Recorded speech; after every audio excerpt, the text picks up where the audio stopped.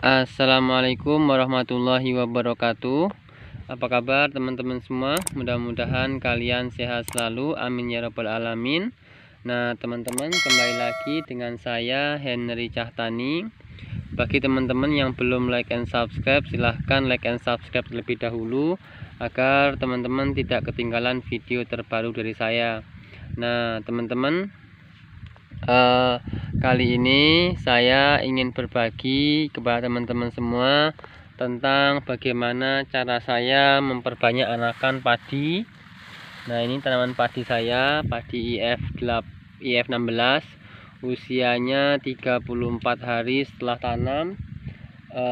Saya di sini ingin berbagi kepada teman-teman semua tentang bagaimana cara saya memperbanyak anakan padi ya kawan-kawan. Caranya sangat sederhana dan sangat mudah sekali, tinggal bagaimana teman-teman mengaplikasikan ya. Tapi alangkah baiknya teman-teman sebelum melanjutkan video saya ini, teman-teman silahkan like and subscribe ya kawan-kawan, untuk mendukung perkembangan channel YouTube saya ini. Nah lanjut aja kawan-kawan, saya ingin menjabarkan tentang bagaimana cara sederhana atau cara mudah memperbanyak anakan tanaman padi. Nah jadi dari awal ya, saya ingin cerita sebentar dari awal tentang pengelolaan lahan. Nah ini untuk pengelolaan lahan untuk di sawah saya ini saya tanam dulu nih ya, saya tanam padi ini satu rumpun 1 sampai 2 bibit ya, 1 sampai 2 pohon. Dan alhamdulillah ini anakannya bisa sebanyak ini. Alhamdulillah dari satu ini ya, dari satu seperti ini jadi banyak seperti ini kan kawan. Itu dari pengelolaan lahan ya. Jadi pengelolaan lahan itu kalau bisa teman-teman disingkal ya, kalau misalnya lahannya keras. Tapi kalau misalnya lahannya nggak keras atau lahan berlumpur, sebenarnya cukup digelebek aja ya, digelebek. Nah seperti itu, yang penting tanahnya gembur kawan-kawan ya. Nah seperti itu dari pengelolaan lahan. Dan jarak antara pengelolaan lahan itu ya kurang lebih setengah bulan ya. Jadi setengah bulan kita gerabahin dulu lahannya, dan biar jerami-jerami atau rumput-rumput pada mati. Dan setelah itu ketika sudah mati dalam waktu setengah bulanan kurang lebih, nah itu baru kita bajak kawan-kawan. Nah kita bajak, setelah kita bajak dalam waktu 1 minggu kemudian kita jadikan ya, kita jadikan lahannya jadi untuk siap tanam. Nah kurang lebih seperti itu. Nah untuk fase pembibitan memang kita pakai fase pengelolaan benih ya. Jadi teman-teman kalau misalnya ingin lihat bagaimana cara saya pengelolaan benih ketika perendaman sampai penaburan, itu ada di video saya sebelumnya kawan-kawan. Tujuannya untuk menjaga tanaman padi dari jamur. Nah itu ada. Nah selanjutnya ketika sudah tanam, nah ini yang paling penting kawan-kawan. Ketika tanam agar anakannya itu banyak, teman-teman harus mengatur jarak tanam ya.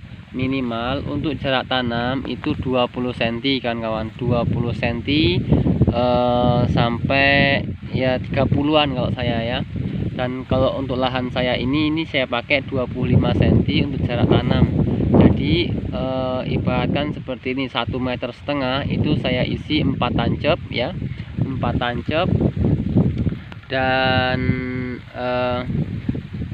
untuk jarak tanam itu 25 cm. Dan untuk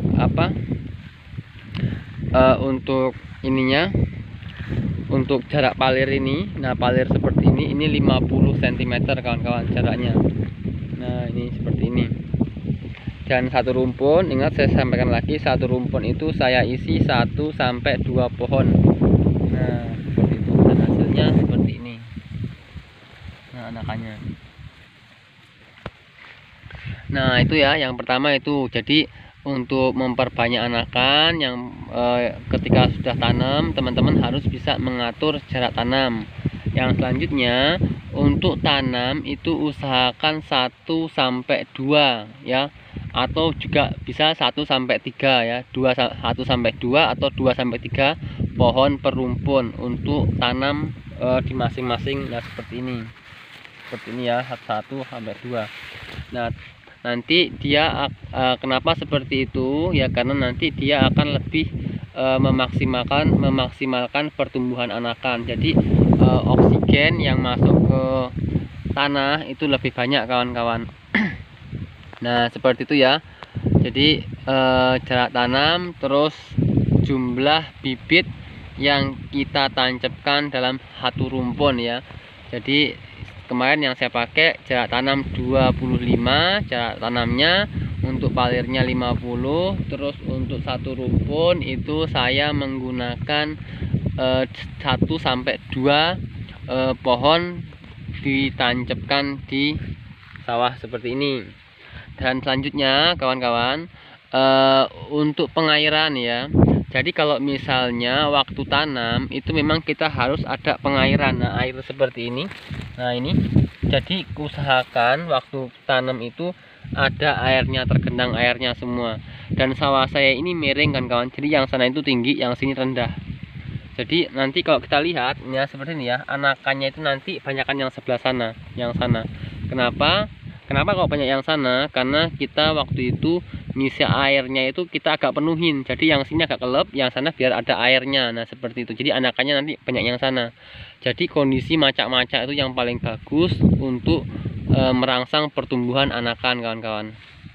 Nah cuman caranya seperti ini. Jadi waktu tanam itu usahakan ada airnya ya, ada airnya kurang lebih 5 cm ya. Intinya bagaimana bibit tadi tidak tertenggelam oleh air ya, biar tumbuh. Nah seperti itu. Dan nanti setelah itu 1 minggu kemudian langsung kita sat kawan-kawan. Jadi 1 minggu langsung kita sat, tapi jangan sampai sat kering. Dalam kondisi macak-macak langsung kita kasih pupuk ya, kasih pupuk, dan langsung kita semprot gulma ya, semprot rumput ya di usia 7 hari. Nah setelah tanam.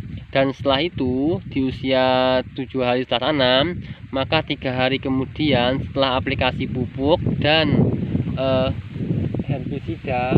herbisidanya itu bisa dicampur langsung dengan pupuk. Kalau misalnya yang pembeku ya kita pakai pembeku ya, waktu itu saya pakai pembeku, jadi langsung campur dengan pupuk bisa, atau disemprotkan juga bisa. Nah jadi pemupukan pertama itu di usia 7 hari kan kawan. Dan selanjutnya untuk pengendalian gulma itu pun di usia 7 hari. Nah maka ketika usia 10 hari langsung kita genangi air ya, kita genangi air lagi semuanya total. Yang jelas jangan terlalu tinggi, dan langsung kita semprot hama ya, hama dan fungisida, jamurnya, dan nutrisi ya. Nutrisi itu kalau saya pribadi pakai kalsium kan kawan. Jadi kalsium yang murah-murah itu ya apa aja lah ya. Jadi usahakan kita mix ya. Jadi kalsium yang ada nitrogennya, yang ada ya pokoknya yang paling tinggi kalsiumnya lah. Tujuannya untuk merangsang pertumbuhan anakan, merangsang akar, untuk merangsang kekuatan dan ketahanan daun dan yang lainnya, batang ya, seperti itu ya, kalsium. Atau teman-teman juga bisa tambah nutrisi-nutrisi yang sifatnya merangsang pertumbuhan anakan juga ada. Nah seperti itu. Jadi di usia 10 hari dan usia 7 hari tadi setelah tanam, pemupukan saya menggunakan 2 urea kan kawan, 2 sak urea. Jadi pemupukan pertama saya menggunakan 2 sak urea untuk lahan 3/4 hektar. Nah seperti itu ya kan kawan. Nah setelah itu kondisi air tetap tergenang. Nah jadi sampai nanti dia habis dengan sendirinya. Jadi nanti sat dengan sendirinya sampai kondisi benar-benar sat, tapi tidak sampai kekeringan total ya, sampai sat. Nah nanti setelah itu kemungkinan di usia 25 hari baru kita kasih air lagi ya, kita kasih air lagi. Bukan 25 hari kawan, 20 hari ya. Di usia 20 hari kita kasih air lagi, sekaligus kita aplikasikan pupuk ya. Nah seperti itu ya cara-caranya, tekniknya. Jadi kita aplikasikan pupuk yang kedua ya, terserah itu bisa campur. Biasanya kalau saya pribadi itu menggunakan urea lagi, terus pakai Ponska, terus pakai SP36 untuk pemupukan yang kedua. Dan saya jarang sekali menggunakan KCL. sebenarnya bagus kawan-kawan KCL, cuman harganya agak mahal, jadi saya pribadi belum pakai KCL, tapi saya pengen banget pakai KCL. Jadi teman-teman semua kalau misalnya ada uang lebih silahkan pakai KCL kawan-kawan, itu sangat bagus nanti hasilnya. Nah jadi seperti itu tekniknya. Jadi 20 hari kita lakukan pemupukan kedua, sekaligus setelah pemupukan di usia 23 hari kita lakukan penyemprotan, di usia 30 hari ya, 30 hari sampai 35 hari kita lakukan penyemprotan yang kedua kawan-kawan. Nah seperti itu tekniknya. Jadi cara saya seperti itu untuk memperbanyakkan anakan tanaman padi. Nah ini seperti ini padi saya, ini padi F16, alhamdulillah anakannya ya bisa dibilang cukup baik. Oke teman-teman, jangan lupa dibagikan. Yang jelas intinya bagaimana kita mengatur di insek, fungi, herbi, dan nutrisi, dan pemupukan dan pengairan ya, agar tanaman bisa tumbuh dengan maksimal. Oke, sampai sini mudah-mudahan bermanfaat. Assalamualaikum warahmatullahi wabarakatuh.